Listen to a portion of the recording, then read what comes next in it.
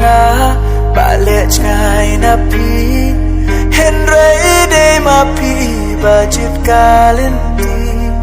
pi ong ban it yang agam mentoy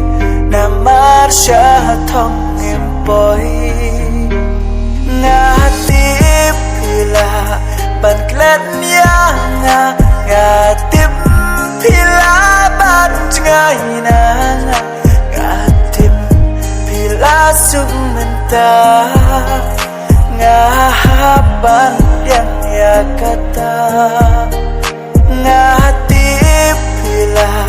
ban klet nga tip pila ban ngay na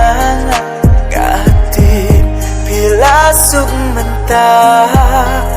nga haban yang ya kata